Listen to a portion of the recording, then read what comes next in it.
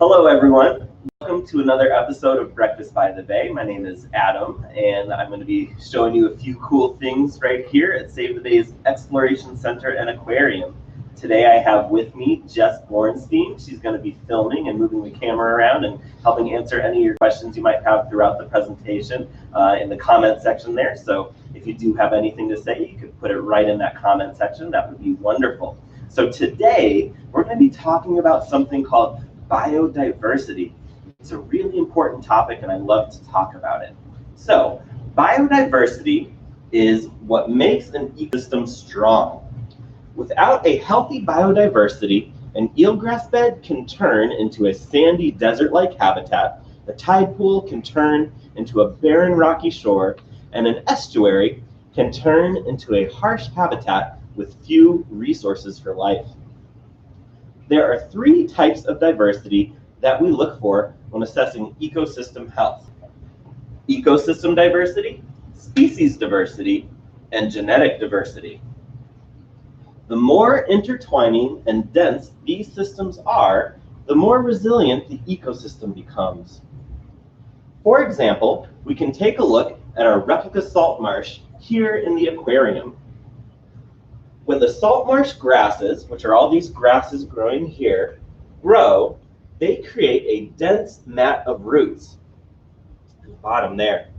This root structure is where the ribbed mussel young or spat attach. You can see all of the ribbed mussels attached to the bottom area where all of the roots from the grasses are.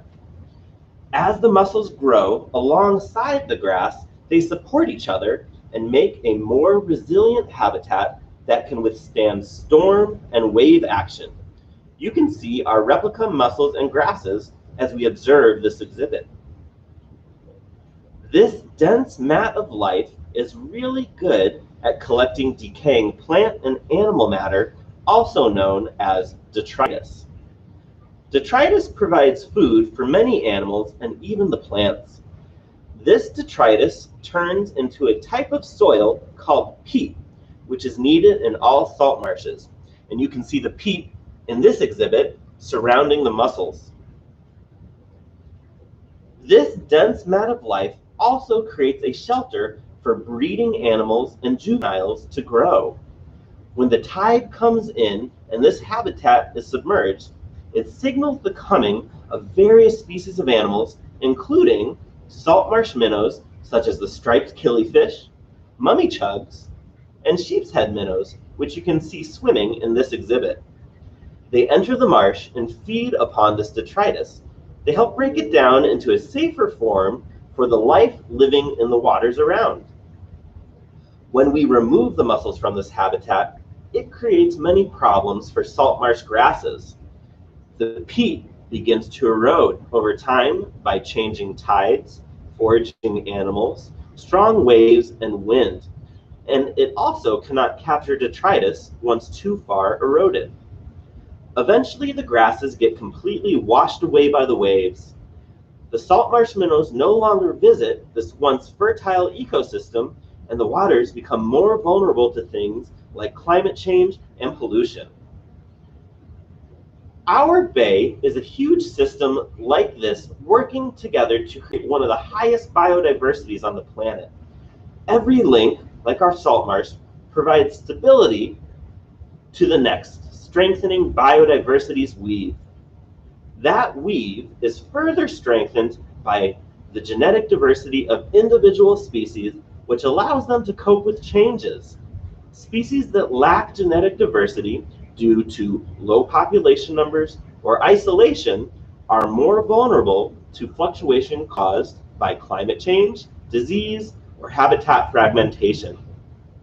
Whenever a species disappears because of its weakened gene pool, a knot unties and part of the net disintegrates.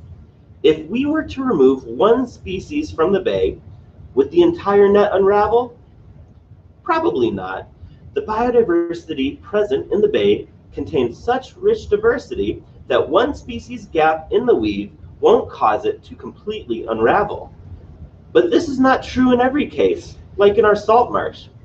Our ribbed mussels are like a loom where the weave of biodiversity is created.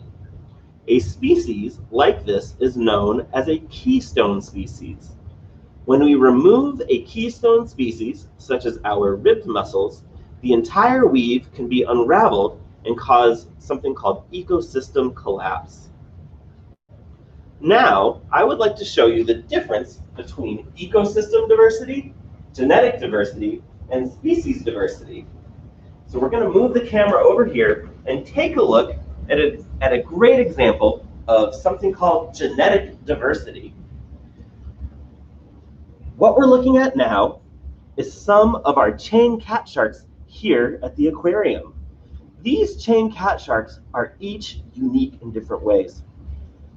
Each chain cat shark has a unique chain pattern on their back. It's those black stripes on the back. Every one of them is completely different, like a snowflake or a thumbprint. This diversity is what we like to call genetic diversity. Each of these individuals is unique and makes their entire population more resilient to change.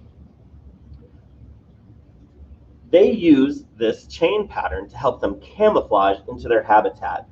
And they have evolved over eons to have a different chain pattern that helps them camouflage better and better.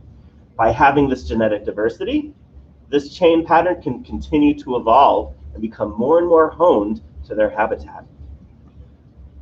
The next type of diversity I want to show you is something called species diversity. The first type of species we're going to show you is what we like to call a habitat with low species diversity. If we were to imagine this were a habitat in Narragansett Bay, we would consider this one with low species diversity. The reason is there's only one species in this habitat. This is a common spider crab. If a habitat only had one species in it, it would be very vulnerable to change. It wouldn't be very strong. That weave would not be intricate. This is what we call a habitat with low species diversity. Now, I would like to show you a habitat that has high species diversity. Taking a look at this habitat, if we were to imagine that this was the habitat in the bay, we could say that this one has high species diversity. The reason why is there's many species in this habitat. We can see a Forbes sea star. We can see a hermit crab that just climbed by, a long-clawed hermit crab. There's also a purple sea urchin, another common spider crab, and a channeled whelk in that big shell in the back right-hand corner. This habitat, we would say, has a high species diversity. Because there are so many species in this habitat, it creates more of a dense weave and creates a stronger, more resilient ecosystem for animals to live in. This is what we call high species diversity, another one of those things that plays into ecosystem diversity. The next thing I'd like to take a look at is something called ecosystem diversity. To take a look at ecosystem diversity, we're going to move the camera and take a look at a map that I have here. On this map, we can see a few different things. Down here is Narragansett Bay. This is where we are. We're right at the bottom of Narragansett Bay right now here at our aquarium. This tan stuff is the land, the blue stuff is shallow water, and the white stuff is deep open ocean. 90% of life in our oceans live in 10% of the ocean closest to the land. These coastal waters have a much higher ecosystem diversity than open ocean, which is much more like a desert habitat. Lots of sand, and life is very spread out. In coastal locations, like Narragansett Bay, we have many different types of habitats making up its ecosystem. We have things like salt marshes, rocky shores, sand dunes, sandy bottom habitat, rocky bottom habitat, eelgrass beds, just to name a few. And this dense weave of ecosystems is what makes a high diversity for ecosystem diversity in this habitat. So like I said before, 90% of all life lives in the ocean within a few miles of land. Especially in bays, life can actually be more biodiverse than the rainforest. It is our responsibility to protect and improve Narragansett Bay forever, and we need your help doing so. By protecting Earth's biodiversity, we can create a safety net for Earth's own survival. We need to reduce the harmful effects of climate change, find innovative and sustainable ways to produce food for humans, reduce the loss of habitat, and take responsibility for our actions. No matter where you live, there are ecosystems relying on biodiversity. What systems can you help to protect?